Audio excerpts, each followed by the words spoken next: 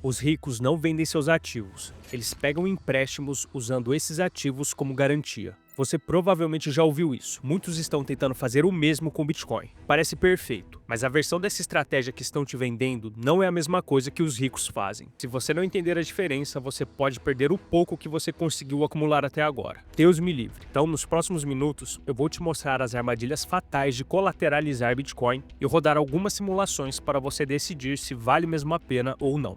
Vamos começar. Para entender colateralização de verdade, esquece o Bitcoin por um minuto. Pensa em um carro.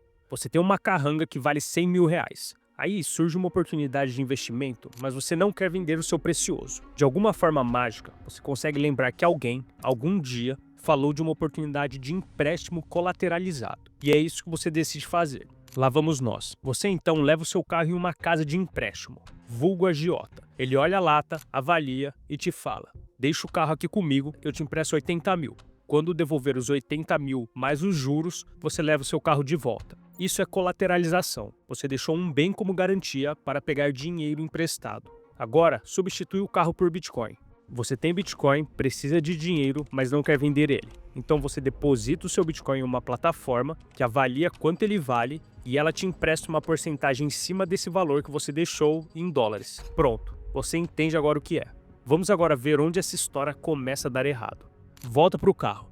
Você deixou ele com um sujeito suspeito para pegar 80 mil. Agora me fala, esse carro era o único bem que você tinha? Ou você tem casa, outro carro, investimentos? Porque essa diferença muda muito. Se o carro é 5% do que você tem e algo der errado, você perde o carro e segue a sua vida. Se o carro é 80% de tudo que você construiu, você faz besteira com o dinheiro e por algum motivo o AJ vende ele, você acabou de perder quase tudo. Quando o investidor com 10 milhões colateraliza 100 mil, ele está arriscando 1% da riqueza dele. Quando alguém com 50 mil em Bitcoin coloca 40 mil como garantia, essa pessoa está arriscando 80% de tudo que ela tem. Se algo der errado, são meses ou anos de trabalho evaporando. E a maioria das pessoas que colateraliza Bitcoin coloca uma fatia enorme do patrimônio em risco. O bitcoinheiro brasileiro sofredor geralmente só tem Bitcoin e alavanca muito. Se você for fazer isso, regra número 1. Colateralize no máximo 10% do seu patrimônio total. Se você tem 50 mil no total e vai fazer uma operação que pode fazer você perder tudo, coloca no máximo 5 mil. Se perder dói, mas não destrói a sua vida. Vamos para o segundo erro fatal que pode acontecer. Imagina que você deixou o carro no agiota e foi tranquilão para casa. Só que esse teu carro não é um carro normal. É uma carranga que o preço muda a cada segundo. Às vezes valoriza 20% em uma semana e às vezes despenca 30% em um mês. Aquele senhor bacana que você fez o empréstimo está olhando o preço do seu carro o tempo todo. Ele faz uma conta simples.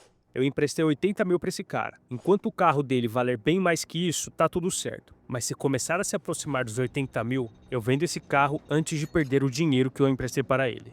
Isso é o que chamam de LTV, Loan to Value. É quanto você deve em relação ao quanto você deixou de garantia. Pegou 80 mil e deixou um carro que vale 100 mil, o seu LTV é de 80%.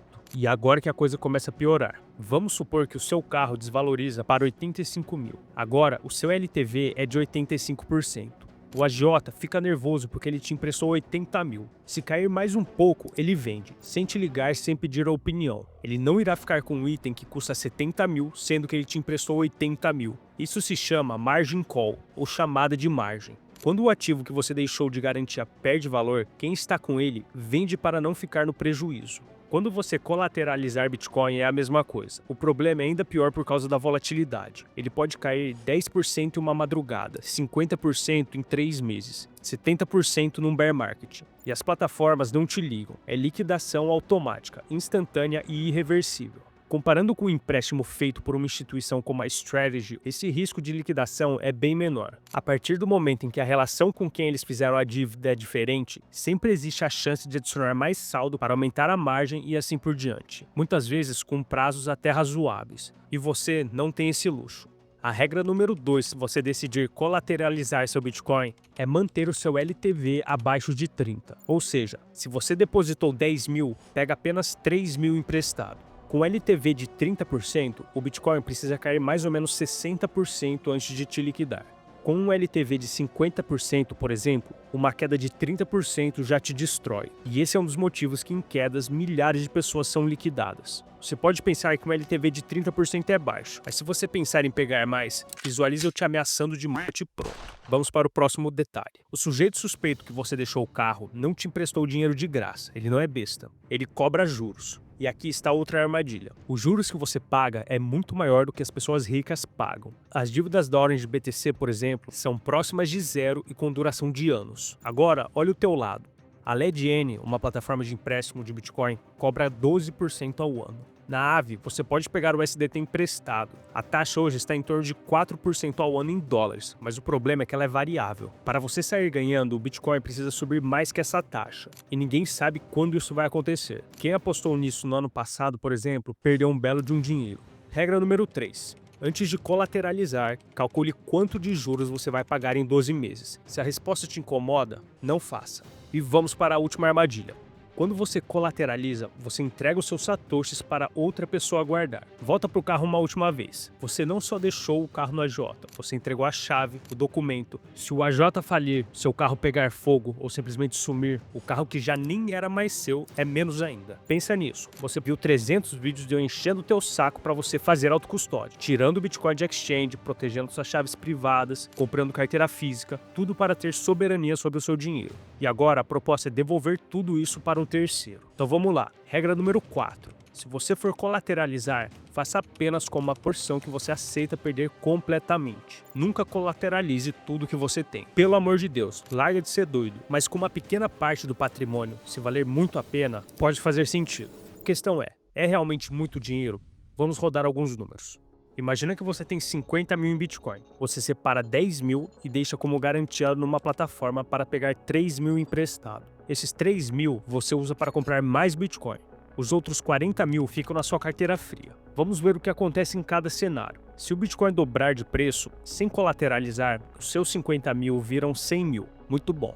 Colateralizando, tudo sobe junto. O que estava guardado, o colateral e o que você comprou com o empréstimo. Dá 106 mil no total. Desconta a dívida de 3 mil, sobra 103 mil. Você ganhou 3 mil reais a mais. Parece bom até você perceber que isso é só 6% de ganho extra. O Bitcoin dobrou e você ganhou 6% a mais. Se o Bitcoin sobe 50%, o ganho extra é de R$ 1.500.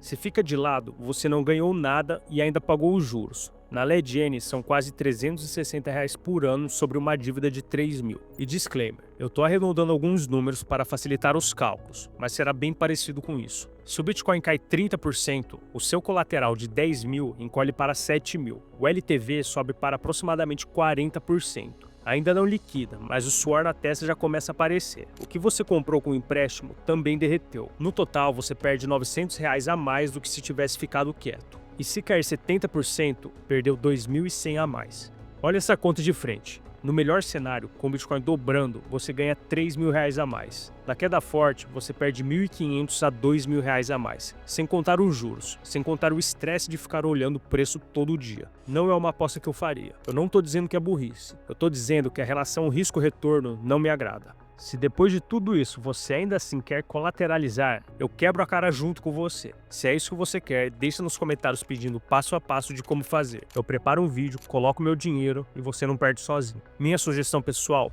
acumula bitcoins sem colateralização, tenha paciência e foque em trazer soluções para deixar o mundo melhor. Você tem essa capacidade que eu sei. Agora clica aqui nesse próximo vídeo e continua a sua jornada. Te vejo lá.